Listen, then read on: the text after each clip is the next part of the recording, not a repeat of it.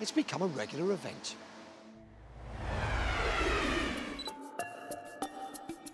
Hi, Emma. What a long time no. I'm going to do something magnificent with your hair today. Nigel Womack runs a hairdressing salon in the middle of Blackburn. Madam, your hair grows downwards. You know, we could do with a bit of upwards. He comes from a long line of hairdressers. My grandma was the first ladies' hairdresser to own a salon in Blackburn. It's in the blood. Want you to look good in a storm, and you do. In fact, you look like you've been in a storm. Where have you been today? Stop it. But before deciding to follow in the family tradition, when he was a teenager, Nigel wanted to be a detective. I used to work Starsky and Hutch in them days, and I wanted to throw myself over a red sports car and catch the baddies. And then I picked up a pair of scissors, and it happened. That creativity with the scissors, I was the master. Nigel opened his first salon in 1974, just before his 21st birthday. He moved to this prime location in Blackburn town centre 10 years later. That's when everything really took off. It was like a vortex. Nearly 100 staff have worked for Nigel in the 42 years he's been going. I was just shocked by the way he is, because he lives life to the full, doesn't he? He told me one time that he's learning how to not breathe when he speaks so that he can actually get more words into a sentence. Nigel and his staff can cope with anything from split ends to frizzy fringes. But there's one problem they can't get their heads round. The salon keeps being burgled. Probably 32 break-ins in 42 years, easily. Burglars. I mean, in a hairdressing shop. It's a horrible feeling. And it's about to happen again. When two more burglars raid his salon, Nigel decides he will become a detective after all. It's just after 1 AM and Nigel's woken by a hair-raising phone call from the security company that monitors his salon overnight. The phone ringing in the early hours of the morning, I always think it's a break-in. Your heart sinks to the floor. The security company calls the police, but Nigel decides to drive to the salon himself. In the past, burglars have smashed their way in through the glass door or one of the large shop windows. I'm praying that it's my door window and not the other two expensive windows. Please, be a door. Nigel arrives before the police. And it is the front door that's been smashed.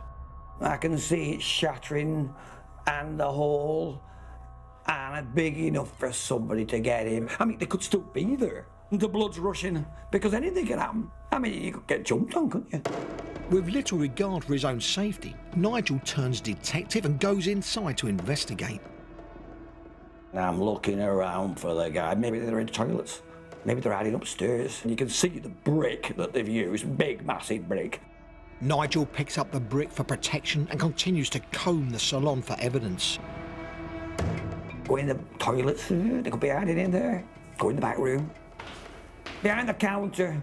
Well, thank goodness, there was nobody there. And then I'm inspecting what they've done. He discovers the petty cash drawer from the till is missing.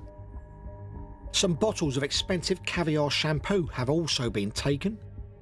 And there's been over £1,000 worth of damage to the salon. Apart from all the devastating cleaning up and having your window boarded up and causing all that for the... I mean, you'd have given them the shampoo, wouldn't you? The police arrive and check the security camera recording. The CCTV coverage is brilliant. You can spot faces in the dark.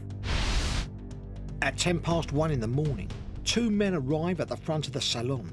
They look like they've had more than a few drinks. You see how they're moving? They're wobbly on their feet, staggering. Pull his pants up. One of them dislodges a brick from a wall. He goes to check the street to see if anyone's coming, while his accomplice gets ready to use the brick to break in. This guy picking this brick up doesn't look capable, does he? But he is capable of using it to strike Nigel's door with force, again and again. The other man then kicks the door with all his might. How vicious is that? When they're physically punching that window in, they're kicking me in the stomach. I feel that sick. I'm so pleased that I didn't find them there. One man climbs through the hole and starts grabbing the bottles of expensive shampoo, while the other man keeps a lookout, shouting directions from outside. Then the lookout gets impatient.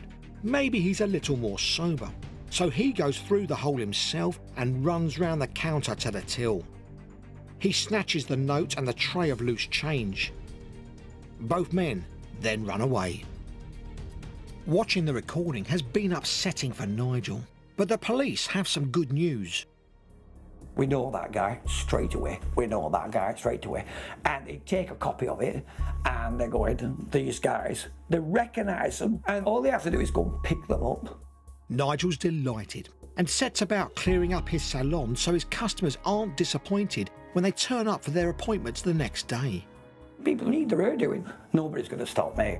They open for business as usual, but Nigel doesn't hear from the police and starts to worry they might never catch the burglars. The day after the break-in, it was horrible to see Nigel upset as he was. This is his baby, so I think for anyone to try and destroy what he's built, it's going to hurt. But 2 days later, Hello, Nigel. Nigel's colour and condition is restored when he gets a call from the police. We've caught them. Oh, yes, you suddenly, dragged from the pits. How did you catch them? Did you catch them red-handed washing their hair with my caviar shampoo? No, he says. They were easily identifiable because they were wearing the same clothes. And I'm dancing around the shop telling everybody, yes, but they caught them, and it's really good. I love it. It wasn't quite Starsky and Hutch, but thanks to his cameras, Nigel has helped to catch not one, but 2 bad guys. You're actually feeling like, yeah, I've made the streets a bit safer for somebody else, not just me. Like you've cleansed Blackburn. In court, one man was sent to prison for 4.5 months for this offence, and the other was given a 4-week suspended sentence. Nigel no longer leaves petty cash in the till overnight, and he has set about reinforcing his salon's defences. We're going to get some shutters, so I'll never get broken into again. And Nigel isn't going to let his brush with crime trim his growing ambition to become the oldest hairdresser in the known universe. I might have done 42 years, but I want to do another 42, really. Can you imagine cutting somebody's hair at 99 years old? It might be a shaky fringe, but I'd like to do it. Look at that. Perfect.